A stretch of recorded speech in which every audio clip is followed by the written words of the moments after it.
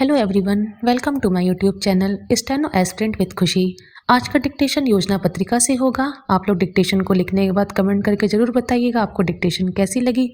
और अगर आप मेरे चैनल पर नए हैं तो चैनल को सब्सक्राइब करिएगा, बेल आइकन जरूर प्रेस करिएगा, जिससे कि आपको डिक्टेशन की सारी नोटिफिकेशन टाइम से मिलती रहें। और वीडियो को लाइक ज़रूर करें। Ready, start. ऐसे समय में जब भू राजनीतिक प्रतिद्वंदिता और संघर्ष ने दुनिया को राजनीतिक, वैचारिक और क्षेत्रीय मतभेदों से भर दिया है, अंतर्राष्ट्रीय समुदाय प्रतिस्पर्धी शक्तियों द्वारा प्रस्तुत दोहरे विकल्पों से परे एक नई दिशा के लिए लालायित है। कोविड-19 महामारी ने दुनिया भर की अर्थव्यवस्थाओं पर घातक प्रहार किया। कोविड के बाद के पुनर्प्राप्ति चरण में, जिसमें वैश्विक समुदाय को एक साथ आना चाहिए था, इसके बजाय गहरे विभाजन देखे जा रहे हैं। ब्रेटन वुड्स संरचनाओं सहित बहुपक्षीय प्रणाली परिणाम देने में विफल रही हैं। संकटग्रस्त अर्थव्यवस्थाओं के लिए मदद और आशा दुर्लभ है, विशेष रूप से वैश्विक दक्षिण में, जो भोजन, ईंधन, उर्वरक और विकासात्मक वित्त की उपलब्धता में व्यवधान की बहुआयामी चुनौती का सामना कर रही है।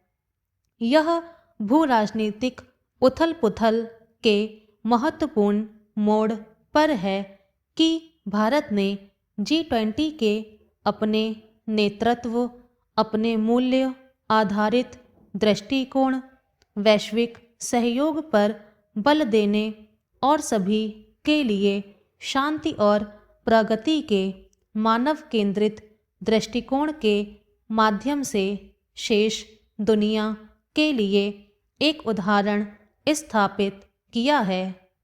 इस वर्ष G20 की भारत की अध्यक्षता भारत और दुनिया भर में कई विरोधियों द्वारा लगातार व्यक्त किए गए संदेह के बावजूद संयुक्त राष्ट्र के सतत विकास लक्ष्यों, व्यापक आर्थिक स्थिरता, डिजिटल पब्लिक बुनियादी ढांचा, जलवायु चुनौती, एक निष्पक्ष और न्यायसंगत हरित परिवर्तन और बहुपक्षीय संरचनाओं में सुधार जैसे प्रमुख मुद्दों पर आम सहमति बनाने में एक बड़ी सफलता थी। एक विश्वसनीय शक्ति के रूप में भारत की छवि, जो पिछले कुछ वर्षों में कड़ी मेहनत से सामने आई है, महामारी की चरम सीमा पर दुनिया भर के देशों को दिए गए टीकों और स्वास्थ्य देखभाल सहायता के परिणामस्वरूप और भी मजबूत हुई हैं। प्रधानमंत्री नरेंद्र मोदी के नेतृत्व में भारत को अब वैश्विक मंच पर पर्यवेक्षक के रूप में नहीं देखा जाता है। यह अब परिणामों को आकार देने में प्रमुख भूमिका निभा रहा है। एक पृथ्वी, एक परिवार, एक भविष्य के G20 आदर्श वाक्य और वसुधैव कुटुंबकम के दर्शन पर आधारित एक उदाहरण नई दिल्ली शिखर सम्मेलन में अफ्रीकी संघ को G20 में शामिल करना है, जो भारत की किसी को भी पीछे नहीं छोड़ना संबंधी वकालत को दर्शाता है।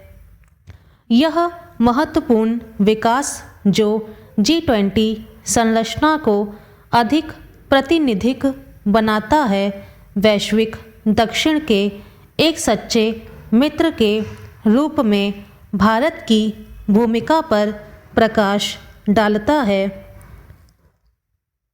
जलवायु परिवर्तन और पर्यावरणीय अवक्रमण दुनिया की दो सबसे बड़ी चुनौतियों के रूप में उभरी हैं, जिनमें भावी पीढ़ियों के लिए अकल्पनीय प्रतिकूल परिणाम पैदा करने की क्षमता है। यहीं पर भारत ने स्थिति को सुधारने के लिए विज्ञान, प्रौद्योगिकी और विस्फोटक व्यापारवाद, जो विकसित पश्चिम और संकटग्रस्त वैश्विक दक्षिण के बीच दरार को दर्शाता है, से परे एक अलग रास्ते की ओर संकेत किया है।